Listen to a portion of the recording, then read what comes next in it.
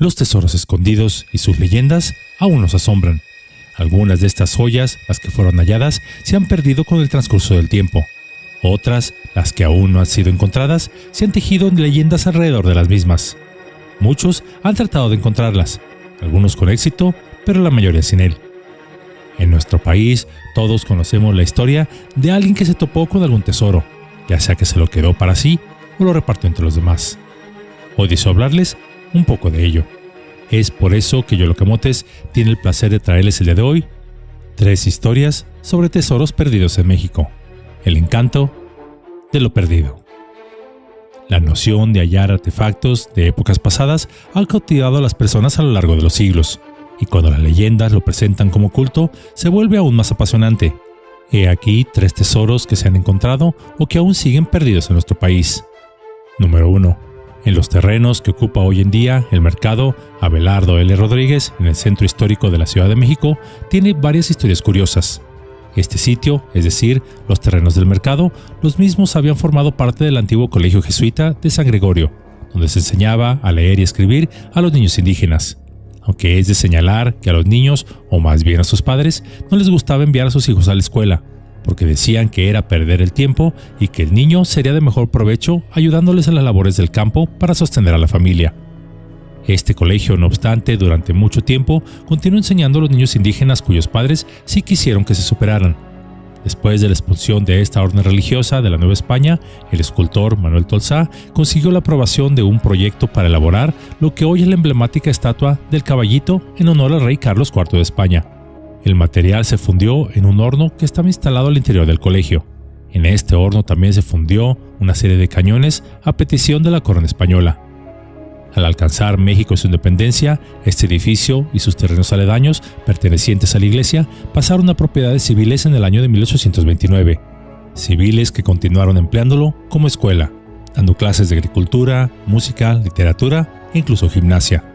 En el año de 1853 se convirtió en el Colegio Nacional de Agricultura y en 1866 se transformó en la Escuela de Sordomudos y finalmente en 1869 en la Escuela de Artes y Oficios.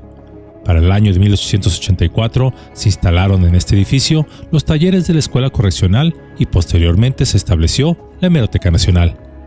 En 1964 este edificio pasaría a ser propiedad de la Universidad Obrera de México, y la cual aún opera en este sitio hasta nuestros días.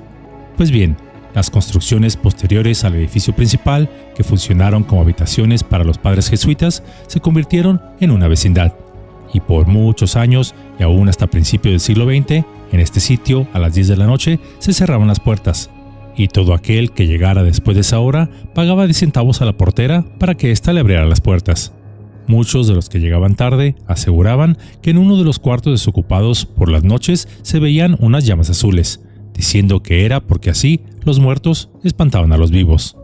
Tiempo después, en el año de 1933, durante la presidencia de Abelardo L. Rodríguez, se decidió por orden del primer mandatario derrumbar este sitio y en su lugar levantar un mercado, el cual primero se llamó del Carmen y tiempo más tarde pasaría a su nombre actual, Mercado Abelardo L. Rodríguez, en honor al primer mandatario, el cual lo mandó construir. Que dicho sea de paso, no es nada fuera de lo común que se le dé el nombre de un funcionario público a un edificio levantado con recursos públicos para honrar a algún burócrata por las obras hechas durante su administración. Aunque esto sea paradójico, que se honra a un servidor público por hacer el trabajo para el cual precisamente se le eligió. Porque si lo pensamos bien, esto sería el equivalente a llamarle a uno de nuestros hijos Banamex Jr., Santander Jr. o Azteca Jr., en agradecimiento a estas instituciones financieras por habernos dejado retirar nuestro propio dinero de sus cajeros automáticos. Pero bueno, en fin. Continuando con nuestra historia, mientras se destruía esta construcción histórica para dar paso a la modernidad, en el cuarto donde precisamente se veían las llamas, los trabajadores encontraron un enorme tesoro que consistía en un baúl lleno de barras de oro y plata, el cual, por supuesto, nunca se supo con exactitud quién se quedó con ellas, aunque según los rumores de los trabajadores de la obra, entre el residente arquitecto de la misma y un funcionario público de alto nivel, resguardaron este tesoro para que nadie más que ellos se lo robara. Para que nadie se lo robara. Este tesoro, se estima, perteneció a los jesuitas, quienes enterraron el mismo en este sitio pensando que algún día regresarían por él, y lo cual, por supuesto, no sucedió. Número 2. Esto me trae a la memoria siguiente otra anécdota dicha por quien hizo este descubrimiento, y el cual tiene tintes similares al punto anterior.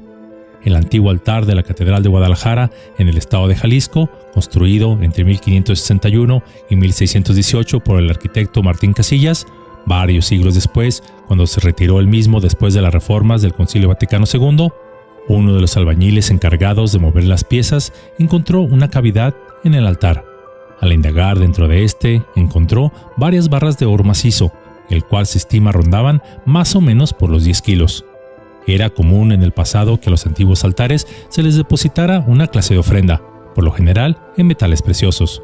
Por ello, en muchas ruinas de antiguos templos católicos, los altares siempre son saqueados, y así como escarbados en sus paredes, en búsqueda de esas ofrendas. Pues bien, el albañil que encontró estas barras, siendo quizá inocente o muy honesto, prefiero pensar lo segundo, de inmediato avisó a los arquitectos encargados de la obra, los cuales rápidamente guardaron las barras y le amenazaron con ya no darle más empleo si le decía a alguien lo que había encontrado, y que ellos, los arquitectos, le avisarían a las autoridades correspondientes, lo cual, por supuesto, nunca sucedió. Se estima que el valor de esas barras de oro hoy en día es más o menos $500,000. El trabajador, bueno, según sus palabras, poco tiempo después, fue despedido. Número 3. En torno a Emiliano Zapata, una de las figuras más destacadas de la Revolución Mexicana, circulan innumerables mitos y leyendas. No obstante, uno de los relatos más arraigados hasta nuestros días versa sobre un tesoro perdido que el célebre líder habría resguardado celosamente en las montañas de Somado, Morelos. Esta fascinante historia continúa viva entre los habitantes de Quilamula, un pequeño poblado perteneciente al municipio de Tlaquilatengo en el estado de Morelos. En los cerros cercanos a esta localidad, los zapatistas establecieron un campamento para esconderse de las fuerzas militares del general Jesús María Guajardo. La leyenda narra que en estas tierras Zapata ocultó un tesoro conformado principalmente por oro, y del cual solo él y Emilia, la hija de su esposa, conocían su paradero, lo que implicaba que nadie más pudiera acceder a él. Según distintas versiones, la propia Emilia llegó a revelar que cuando Zapata acudía a su tesoro acompañado de sus hombres, terminaba por eliminarlos para preservar en secreto la ubicación de este. Además, se dice que Emilia también reveló que para llegar al tesoro era necesario seguir un determinado número de pasos en ciertas direcciones, lo cual conduciría al punto exacto donde reposa este tesoro. A raíz del enorme interés que despertó esta leyenda, se cuenta que un grupo de habitantes de Quilamula organizó una expedición en búsqueda de esta jugosa fortuna. Contrataron los servicios de un cazador de tesoros quien les sirvió de guía en esta travesía. Según se cuenta, al regresar de este viaje en búsqueda del tesoro, los aventureros afirmaron haber encontrado un campamento revolucionario en perfectas condiciones de preservación. No obstante, salieron huyendo del lugar debido a que aseguraron haber escuchado disparos y haber visto también sombras que se movían rápidamente entre la maleza, por lo que pensaron que mejor dijeran, aquí corrió que aquí murió, dejando el campamento y quizás su tesoro lejos de ellos. Hasta el día de hoy se desconoce si aquel grupo de pobladores pudo o no acceder al tesoro. No obstante, la leyenda del mismo sigue aún viva en este rincón del pueblo de Morelos, atrayendo aventureros que emprenden exhaustivas búsquedas en pos del tesoro revolucionario. A lo largo de la historia, las leyendas de tesoros perdidos han capturado nuestra imaginación y despertado la búsqueda de riquezas ocultas. Algunos han tenido éxito en encontrar estas joyas, mientras que otros han quedado sin recompensa. Sin embargo, hay una lección importante que podemos extraer de todas estas historias. En primer lugar, las leyendas de tesoros perdidos nos recuerdan la fascinación y el amor por nuestra historia y patrimonio cultural. Nos instan a explorar y preservar los lugares y monumentos históricos que albergan estos tesoros, ya que cada uno de ellos cuenta una historia única y valiosa sobre nuestro pasado. Además, estos relatos también nos enseñan sobre la importancia de la honestidad y la ética. A menudo escuchamos relatos de personas que han encontrado tesoros valiosos y los han ocultado para sí mismos, tan solo para perderlos en alguna desgracia.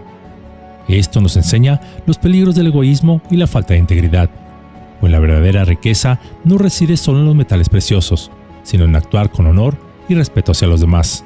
De hecho, se dice por ahí que cuando se busca un tesoro, si alguno de los que lo busca alberga en su corazón malas intenciones, el tesoro desaparece y se reubica para que no pueda ser usado para el mal.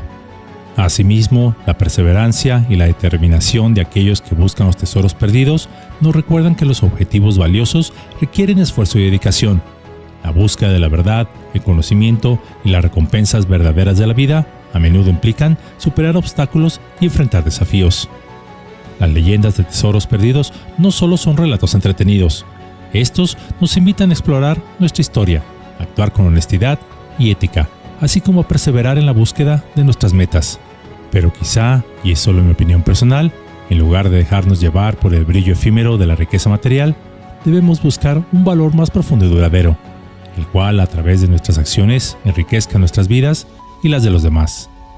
Ya que en vez de buscar un tesoro escondido debajo de la tierra o en lugares lejanos, quizá no sea necesario ir tan lejos, pues el mayor tesoro de la vida no es lo que tienes, ya que todo bien material, tarde o temprano, se desvanecerá, mientras que el verdadero tesoro estará siempre en quien tengas junto a ti.